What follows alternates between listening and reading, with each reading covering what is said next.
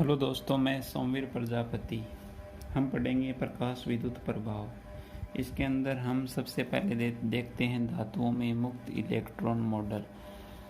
तो धातु है वो परमाणुओं से मिलकर बनी होती है।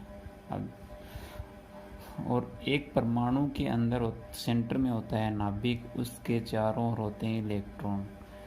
जैसे नाभिक है, इसके चारों ओर ये इलेक्ट्रॉन हैं और ये इलेक्ट्रॉन है। अब वे इलेक्ट्रॉन जो नाभिक के पास होते हैं, जैसे ये इलेक्ट्रॉन है नाभिक के पास में है और ये इलेक्ट्रॉन और नाभिक से कुछ दूरी पर है, तो वे इलेक्ट्रॉन जो नाभिक के पास में होते हैं उन पर प्रबल आकर्षण बल होता है। और वे इलेक्ट्रॉन जो नाभिक से दूर होते हैं उन पर आकर्षण बल कम होता है। जैसे ये इलेक्ट्रॉन नाभिक से दूर है तो इसमें आकर्षण बल है वो इन दोनों की तुलना में कम होगा। इसका आकर्षण बल इस आकर्षण बल से कम होगा। तो कहने का मतलब, यदि इस इलेक्ट्रॉन को हम थोड़ी सी ऊर्जा दें, इसको थोड़ी सी ऊर्जा देंगे तो ये इस परमाणु से अलग हो जाएगा। वे इलेक्ट्रॉन जिन्हें थोड़ी सी ऊर्जा देकर हम संगत परमाणु से अलग कर सकते हैं मुक्त इलेक्ट्रॉन कहलाते हैं। और धातुओं में मुक्त इलेक्ट्रॉन पाए जाते हैं। अब आगे आता है, देखो कार्यफलन। कार्यफलन क्या होता है?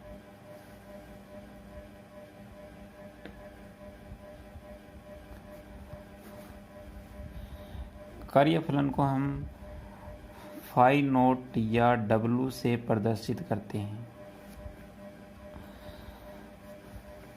अब इसकी परिभाषा देखो क्या होती है।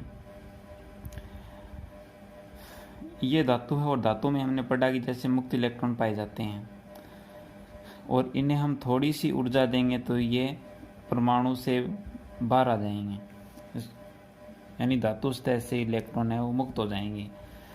तो कार्यफलन की परिभाषा क्या होगी?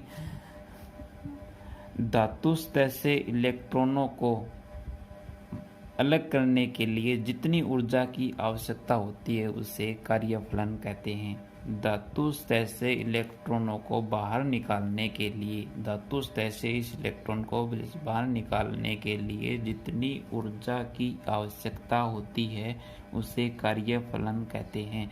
इसे फाई नोट या W से प्रदर्शित करते हैं। अब अलग अलग धातुओं का कार्यफलन अलग अलग होता है। सबसे कम है वो सीजियम का होता है।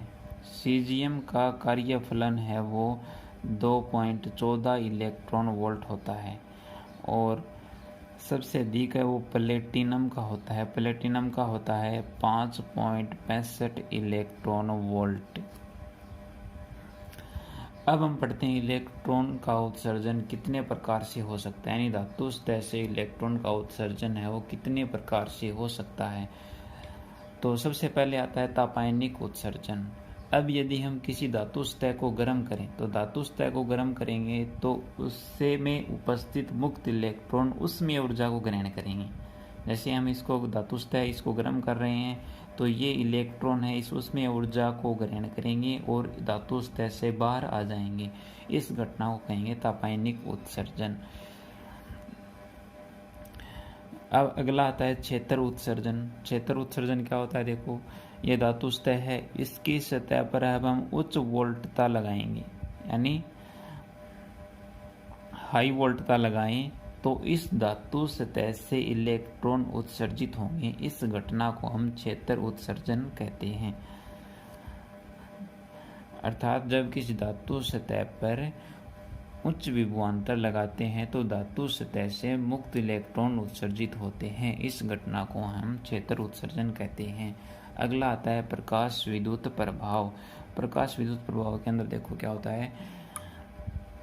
ये धातु सतह है, धातु सतह पर हम एक निश्चित आवृत्ति का, ध्यान रहे बात, एक निश्चित आवृत्ति का प्रकाश डालेंगे तो इस धातु सतह से इलेक्ट्रॉन उत्सर्जित होंगे। इस घटना को हम प्रकाश विद्युत प्रभाव कहते हैं। अगला आता है द्वितीयक उत्सर्जन। द्वितीयक उत्सर्जन क्या होता है? देखो, जैसे ये धातु सतह है, धातु सतह इस इसमें हम तीव्रगामी इलेक्ट्रॉनों की टक्कर कराएं। धातु सतह में जो मुक्त इलेक्ट्रॉन होंगे उन इलेक्ट्रॉनों की हम तीव्रगामी इलेक्ट्रॉनों से टक्कर कराएंगे तो ये इलेक्ट्रॉन उत्सर्जित होंगे। जैसे ये इलेक्ट्रॉन यहाँ से टकराया और इसे टकराने के पश्चात अपनी कुछ ऊर्जा इसको देगा, ऊर्जा ग्रहण करके इलेक्ट्रॉन धातु सतह से उत्सर्जित हो जाएगा। तीव्रगामी इलेक्ट्रॉन वे होते हैं जिनकी ऊर्जा अत्यधिक होती है। अब हम पढ़ते हैं प्रकाश विद्युत प्रभाव। प्रकाश विद्युत प्रभाव में हम सबसे पहले इसके डायग्राम को समझते हैं। इसमें होती है एक निर्वातित ट्यूब।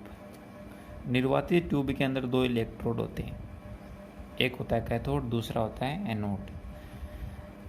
अब इसमें हम विभवांतर को नापने के लिए वोल्टमीटर लगाएंगे जो हमेशा समांतर क्रम में जुड़ता है परिपथ में, और एक लगाएंगे वोल्ट एमीटर।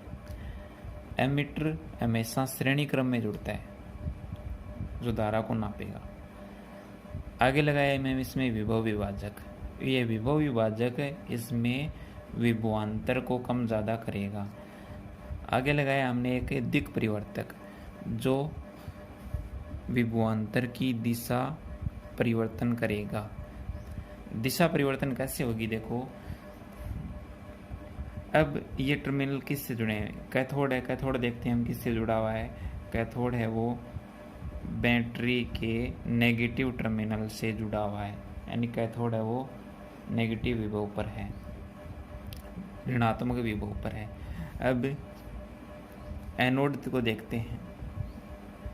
एनोड है वो धनात्मक विभव पर है। अब यदि हम इसको हटाकर इससे जोड़ दें और इसको हटाकर इससे जोड़ दें तो ये दिशा चेंज हो जाएगी इसकी, ये पॉजिटिव पर आ जाएगा और ये नेगेटिव पर आ जाएगा।